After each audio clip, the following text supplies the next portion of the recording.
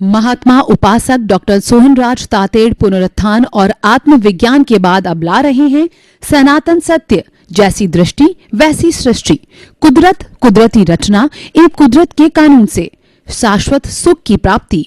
Login करें www.drsohanrajtated.com, YouTube channel doctor Sohanraj Tated, Play Store से download करें mobile app doctor Sohanraj Tated. ओम ह्रीं नमो अरहन्ताणं, ओम ह्रीं नमो सिद्धाणं, ओम ह्रीं नमो आयर्याणं, ओम ह्रीं नमो उवज्जायाणं, ओम ह्रीं नमो लोहे सव साहुणं, ऐसो पंच नमोकारो सव पावपणासनो मंगलाणं च सव्वे सिंह पडमं हवै मंगलं, पडमं हवै मंगलं। ओम नमो भगवते वासुदेवाय, ओम नमः शिवाय। भाई और बहनों, मातृशक्ति को नमन। आज का हमारा अति सुंदर विषय है, जगत निर्दोष कैसे। देखिए, दोष और निर्दोष, दोष का अर्थ होता है गलती सहित, निर्दोष का अर्थ होता है गलती रहित। कोई व्यक्ति गलती करता है वह दोषी कहलाता है, गलती नहीं करता है वह निर्दोष कहलाता है। गलती भी दो तरह से होती है, एक तो जाने में होती है, अनजाने में होती है। अनजाने में होती है वो क्षम्य है, वो माफ करने योग्य है।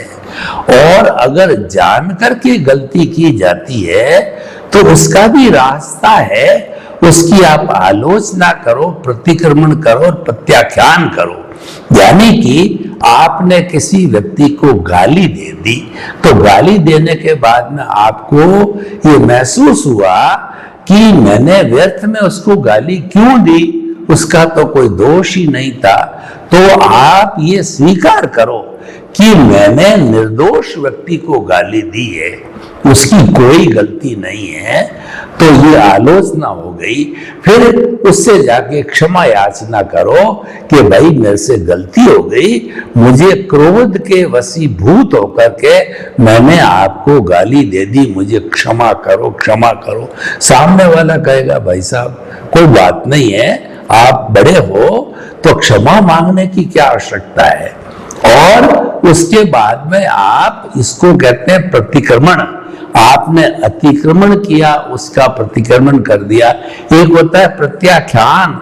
आप संकल्प करो कि आने वाले समय के अंदर आप फिर किसी को गाली नहीं दोगे, किसी के साथ में बुरा व्यवहार नहीं करोगे, किसी को दुख न दोगे, ये प्रत्याख्यान किया जाए। आलोचना, प्रतिक्रमण, प्रत्याख्यान है, ये जैन धर्म में बहुत बड़े टूल है। इनके माध्यम से मुक्ति को प्राप्त किया जा सकता है, क्योंकि घटना तो घटित हो गई, अब उसमें हम कैसे सुधार करें, तो इन माध्यम से हम सुधार कर सकते हैं और वो हम शुद्ध हो सकते हैं। तो भाई और बहनों, हम बात कर रहे थे दोष और निर्दोष की, कि ये सारी दुनिया है वो निर्दोष कैसे है। पूरी सृष्टि वीतराग है, किसी का दोष नहीं होता। कबीरदास जी ने क्या किया, बहुत बड़े चिंतक रहे कबीरदास जी, भक्ति मार्गी रहे, वो इंट्यूशनल थे, वो भीतर के जगत में जीते थे और वहां से सत्य निकाल करके और लोगों को परोसते थे। वो बहुत बड़े जो है गहरे साधक चिंतनशील व्यक्ति थे और भीतर से सत्य को खोजते थे, क्योंकि जो भीतर का सत्य इंट्यूशनल होता है वो सच्चा होता है, वो बुद्धि के स्तर का नहीं होता है। बुद्धि जहां पर मिल जाती है वो नफा नुकसान सिखाती है, वो राग द्वेष सिखाती है, वो भला बुरा सिखाती है और वो मुनाफा घाटे की बात करती है, उलझाती है। बुद्धि हमको संसार में भटकाती है, वो कहलाता है इंटेलेक्चुअल लेवल। इंट्यूशनल लेवल तो शुद्ध है, एकदम शुद्ध है। चाहे आप जाओ, चाहे राम जाए, कृष्ण जाए, महावीर जाए और ईसा मसीह जाए और मोहम्मद साहब जाए, सबको एक सा सत्य नजर आता है, क्योंकि वहां तो केवल वाइब्रेशन से उन वाइब्रेशंस की रीडिंग करनी होती है। तो निर्दोष कैसे है जगत, ये चीज समझने की है। तो कबीरदास जी ने क्या किया, पेपर और पेन लिया, उन्होंने चिंतन किया कि मैं घूम करके जो लोग जो है दोषी लोग हैं, दुर्जन लोग हैं, जिनके अंदर गलतियां भरी पड़ी है, उनको मैं ढूंढना चाहता हूं। तो उन्होंने एक दोहा बनाया कि जो है वो उन्होंने ये बताया कि बुरा जो देखन मैं चला, बुरा न मिलिया कोई, जो दिल खोजा आपना मुझसे बुरा न कोई। कि मैं घूमता रहा सुबह से शाम तक, मुझे एक भी बुरा व्यक्ति नहीं मिला, सब में गुण ही गुण थे, क्योंकि कबीरदास जी खुद गुणग्राही थे, स्वयं के दोष देखने वाले थे। तब उन्होंने यह दोहा बनाया कि जो दोष है वो मेरे भीतर जो है भरे पड़े हैं, ये दोषों का भंडार है, और मेरा कल्याण कब होगा, इन सब दोषों की धुलाई करूंगा। ये कर्म रज है, ये कार्मण शरीर है, ये कॉजल बॉडी है, ये जब कार्मण शरीर समाप्त हो जाएगा तब जाकर के मैं सिद्ध बुद्ध और मुक्त बनूंगा। तो भाई और बहनों, देखिए कोई भी व्यक्ति हमारे संपर्क में कब आएगा कि हमारा कोई हिसाब होगा। सुबह सुबह आके कोई घंटी बजाता है तो इसका अर्थ ये कि उसका हमारे साथ किसी न किसी रूप में हिसाब बकाया है।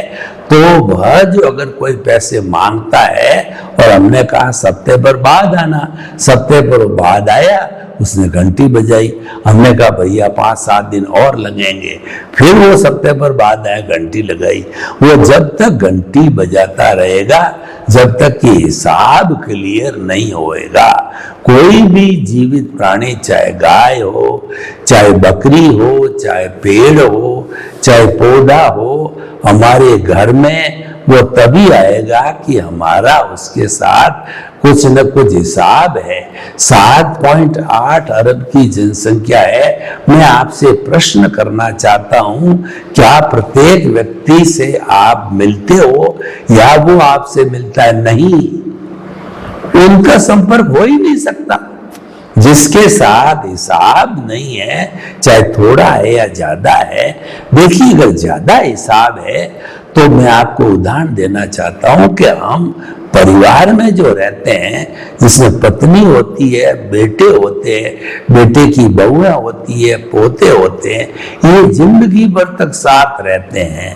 तो और पत्नी देखिए, पत्नी तो पूरी जिंदगी भर तक साथ रहती है, स्वदार संतोष होता है, तो वह सबसे बड़ी पार्टी है। अगर पत्नी जो है अच्छी है तो वो आपकी सेवा करेगी, आपकी आज्ञाकारी रहेगी और आपको चित्त समाधि पहुंचाएगी, आपकी जो भोजन की व्यवस्था वगैरह वो करेगी, आपके बाल बच्चों का पालन करेगी और आपके घर को संवार के रखेगी। और इधर उधर की कोई बात है तो वो आप तक आने नहीं देगी, आपको परेशान नहीं करेगी, वो अपने मन में ही हजम कर लेगी। ये अच्छी पत्नी के गुण हैं। और बुरी पत्नी आ गई तो वह आपको हर क्षण टेंशन में डालेगी। पैसा लाओ, घर के अंदर क्या चीज बनाऊं मैं, पैसा है ही नहीं, और अच्छा मकान बनाओ, मेरे को अच्छी साड़ी ला करके दो, और आपने जो उस लड़की से बात कर रहे थे क्यों करी, उस पर वो डाउट करने लग जाती है। आप जो है समय पे घर पे नहीं आते, आप समय पे खाना नहीं खाते हो, आपका कोई शेड्यूल नहीं है।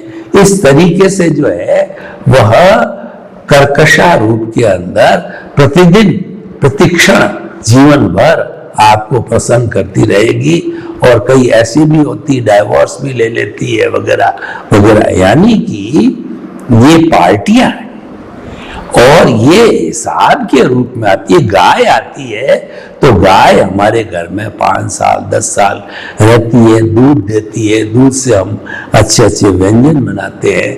ये हमको सेवा दे रही है। और एक बाकड़ी गाय होती है तो उसकी हम सेवा करते हैं।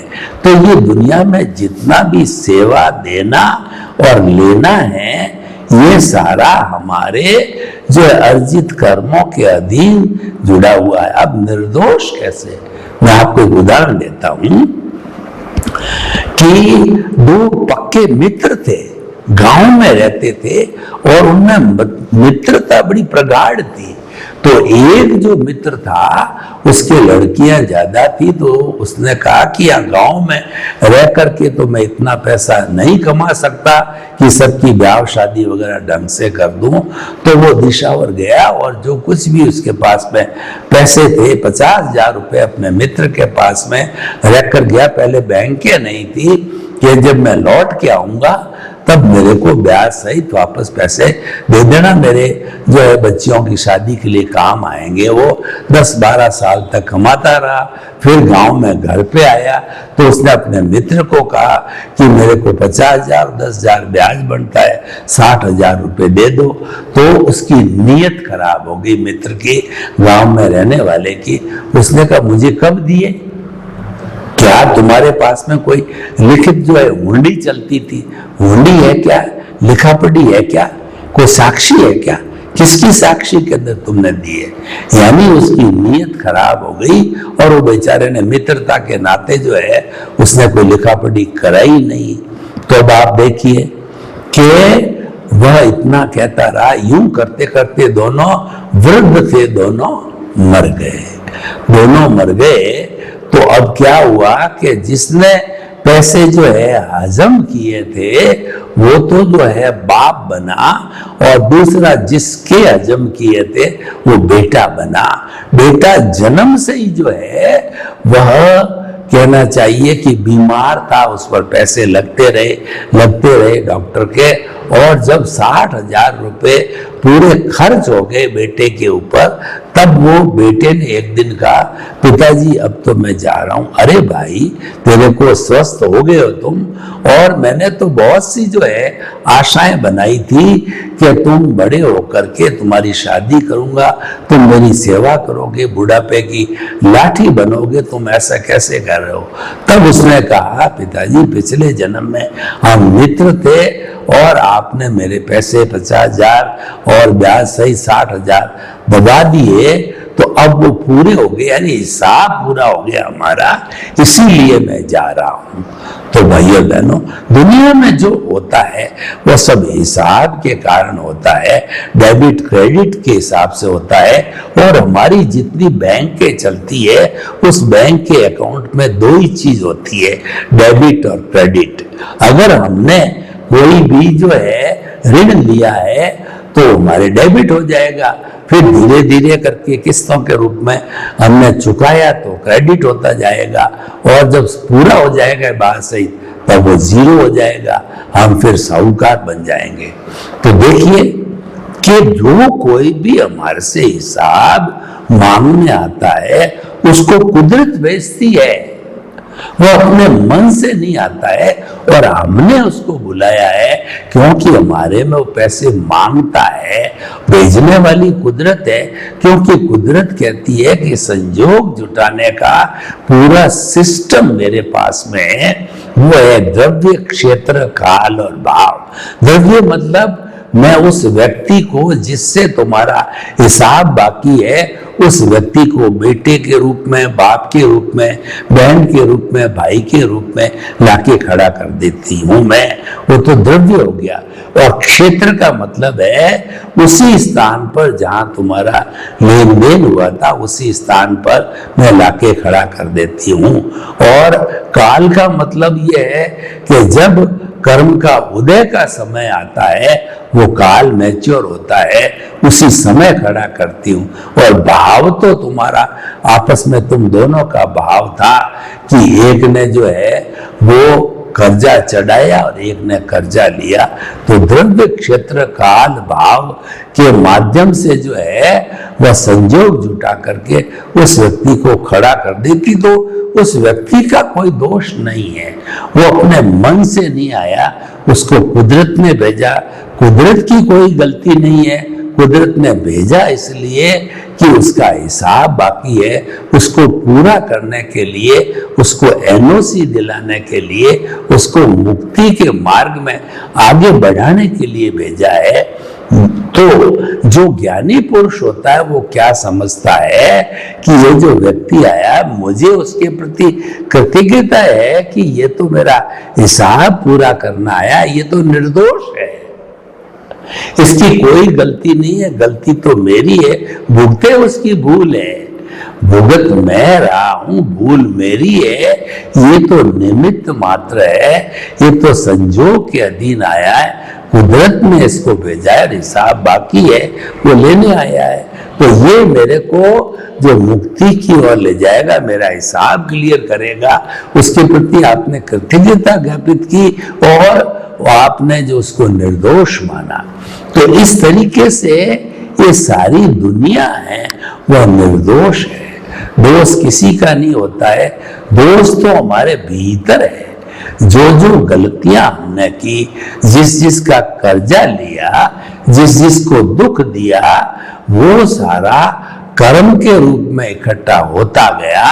और जो जो कर्म हमने बांधे हैं, यानी जैसे जैसे भाव किए हमने, वो भाव के अनुरूप जो है कर्म बनते गए और बंद करके, और फिर उसका उदय प्रारब्ध का पकड़े के बाद में समय आया, तो वह उसके अनुरूप जो है होने के कारण वो व्यक्ति हमारे सामने उपस्थित हो जाता है।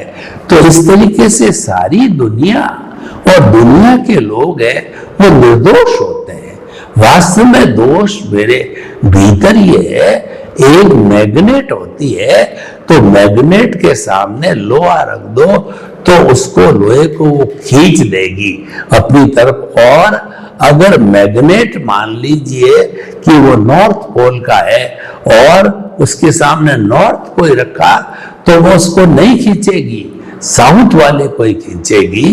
तो कहने का अर्थ ये है कि हमारे जो है, जब तक किसी के साथ में कोई हिसाब बाकी नहीं है, न तो कोई आपसे बात करेगा और न कोई आपके पास आएगा, न कोई आपको रिमाइंडर देगा कि मेरा हिसाब क्लियर करो। हिसाब कई तरह के होते हैं, कैश के रूप में भी होता है, सेवा के रूप में भी होता है, सेवा देना, सेवा लेना होता है, और भी कई कई तरह से जो है इस हिसाब की पूर्ति की जा सकती है। लेकिन न तो कोई अपने मन से करता है, न कोई जो है करवाता है, ये तो सब अपना अपना जो बांधा हुआ होता है उसके अनुरूप ही होता है। और ये प्योर मैथमेटिक्स है, जितना कर्मवाद है वह एकदम प्योर मैथमेटिक्स है, उसमें कोई भूल नहीं हो सकती। हमारे सोचने में, हमारे चिंतन में तो भूल हो सकती है, लेकिन कर्म के सिद्धांत के अंदर भूल होने की कोई गुंजाइश नहीं है। तो जगत निर्दोष कैसे है कि जगत वास्तव में निर्दोष ही होता है, और दोष होता है अपने अपने कर्मों का दोष होता है। इसीलिए जो है हमें कर्म अर्जन के समय बड़ा सोच समझ करके ध्यान करना चाहिए। कर्म का अर्जन कब होता है? वो ऐसा कौन सा पॉइंट है जहां पर हम अर्जन करते हैं, अर्निंग ऑफ द कर्मा करते हैं, उस पॉइंट के ऊपर आप ध्यान दीजिए। देखिए कि हमारा उदय प्रारब्ध हर क्षण चलता है। जन्म से मृत्यु के बीच के अंदर उदय और प्रारब्ध हर क्षण चलता है। रात के समय में भी जब हम जो है वो नींद में होते हैं, तभी हमारा अवचेतन मन है हमको सपने दिखाता है।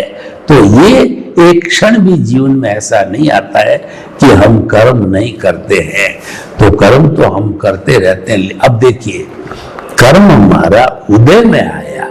उदय में आने का अर्थ ये हुआ कि किसी भी व्यक्ति से हमारी अनबन है और उस व्यक्ति से हमारा लड़ाई झगड़ा हो गया।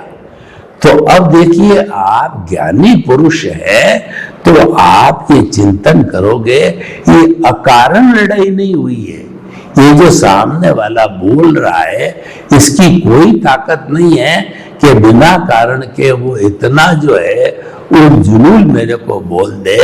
उस वक्त में आप शांत रहे। आपके शांत रहने से वह बक बक करता हुआ, बोलता हुआ चुप हो जाएगा, थक जाएगा। तो इसका अर्थ क्या हुआ, आपने भांप लिया कि ये कर्मों के उदय के अनुरूप ही मेरे को गाली गलोच कर रहा है, मेरे को उलाहना दे रहा है, और आपके कोई कॉज नहीं पड़े, नया बंद नहीं हुआ। अब दूसरा व्यू पॉइंट ये देखिए कि वो आपको उन जलूल गाली दे रहा है, अपशब्द बोल रहा है, तो आपने उसके एक अपशब्द पर 2 टिका दिए, उसने 4 टिकाए। तो इस तरीके से नेले पे दैला होता गया, टिट फॉर टैट होता गया, ईंट का जवाब पत्थर होता गया। तो भुगतान तो था, वो तो पूरा हो गया, लेकिन उसके साथ साथ में आपने प्रतिक्रिया करके नया अर्न कर दिया। वो लाइव एक्शन कहलाता है। वो हमारा भाव कर्म है, वो हमारा लाइव होने के कारण प्रतिष्ठित आत्मा के अंदर वो कॉजल बॉडी के रूप में इकट्ठा हो गया। एक कॉज को कॉज कहते हैं और बहुत से कॉजेज हम डालते हैं, उनको कॉजल बॉडी बोला जाता है, बंच ऑफ द कॉजेज बोला जाता है। और वह कॉजल बॉडी अगले जन्म के अंदर हमारे जीवन का हमारे निर्माण करती है और हमारे भुगतान का मसाला बनता है, और अगले जन्म में वो हम चुकारा करते हैं, यानी कि वो हमारा एक तरीके से कर्ज हो जाता है जो अगले जन्म में हम उतारते हैं। ये साइकिल जन्म जन्म क्रिया की प्रतिक्रिया, ये एक्शन का रिएक्शन और उत्तर का प्रति उत्तर, ये साइकिल है, ये चलती रहती। इसमें से उत्तर का प्रति उत्तर न दिया जाए तो साइकिल खत्म हो जाएगी और एक तरफा हो जाएगी। इस उत्तर का प्रति उत्तर नहीं देना, क्रिया की प्रतिक्रिया नहीं करना, इसका नाम है संभाव। यानी कि व्यक्ति जब आपका भुगतान चल रहा है, कर्म उदय में आ रहा है, उस वक्त के अंदर आप शांत रहो। संभाव मतलब आप तिरस्कार को, सम्मान को, गाली को और प्रशंसा को एक जैसा समझ करके आपने शयन कर लिया, तो वह संभाव की स्थिति आती है, समता की स्थिति आती है, मध्यस्थता की स्थिति आती है। तो ऐसा होने के कारण there are no new causes at all. ये काम हमको करना है, ये पुरुषार्थ हमको करना है, ये हमको साधना करनी है। इसको सम्यक तप कहते हैं। सम्यक तप करते ही हमारा कार्बन शरीर हाई स्पीड से जो है निर्जरा होने लगता है, झड़ने लग जाता है, निर्झर होने लग जाता है। और देखिए, जब जो मधुमक्खियां कोई भी छत्ता बनाती है तो पहले तो क्या करती है, पराग गणों को इधर उधर घूम करके, और उसका जो ढांचा स्केलेटन बना हुआ होता है जिसमें छेद छेद छेद ही होते हैं, उसमें वो भरती रहती है मधुमक्खियां पूरे ग्रुप में मिलकर के। और जब वो जो है वो सारा परागणों को भर दिया जाता है तो वो पक जाता है। पकने पर जब उसको थोड़ा सा भी दबाओ तो शहद टपकने लगती है। तो ये जो है वो शहद का जो टपकना हो जाता है पकने पर, उसको हम निर्जरा कहते हैं। ठीक इसी तरीके से हमारे कार्बन शरीर से कर्म जो है जड़ते रहते हैं, निर्जर होते रहते हैं, और वो झरना होता है और धीरे धीरे हमारा कार्बन शरीर है वो समाप्त होता है, जीरो होता है। और जीरो होने के बाद में हम अमन बन जाते हैं, हमारी प्रतिष्ठित आत्मा समाप्त हो जाती है। और ऐसी स्थिति के अंदर ऐसे साधक को जो है वो हाईएस्ट पुरुषार्थ का जो अवार्ड होता है वो केवल दर्शन मिलता है। केवल दर्शन मिलने के बाद में फिर कोई भी पुरुषार्थ करना शेष नहीं होता है। तो उसके रिजल्ट के अंदर अगले जन्म के अंदर केवल ज्ञान की प्राप्ति होती है, और वो केवल ज्ञान की प्राप्ति अल्टीमेट है। वो आयुष्य पूरा करके केवल ज्ञानी वो भगवान ईश्वर बन करके और प्रक्रिया पूरी करके वो सिद्ध बुद्ध और मुक्त भी बन जाता है। तो भाइयों बहनों, हमें ये चिंतन करना है, हमें ये अच्छी तरह से समझ लेना है कि दुनिया निर्दोष है, दोष कहीं नहीं है। दोष का स्थान मेरा मन है, मेरा जो है चित्त है, और मेरा जो हृदय है। तो दोष मेरे भीतर है और सृष्टि में कोई दोष नहीं है। सर्वे भवन्तु सुखिनः, सर्वे सन्तु निरामया। लोक के सब जीवों को सुख मिले, शांति मिले, आनंद मिले, प्रेम मिले, सौहार्द मिले, और हम सभी मिलकर के वसुधैव कुटुंबकम की स्थापना करें। आपके प्रति मंगल। महात्मा उपासक डॉक्टर सोहनराज तातेड़ पुनरुत्थान और आत्मविज्ञान के बाद अब ला रहे हैं सनातन सत्य, जैसी दृष्टि वैसी सृष्टि, कुदरत कुदरती रचना एवं कुदरत के कानून से शाश्वत सुख की प्राप्ति। लॉग इन करें www.drsohanrajtated.com, YouTube channel doctor Sohanraj Tated, Play Store से डाउनलोड करें mobile app doctor Sohanraj Tated.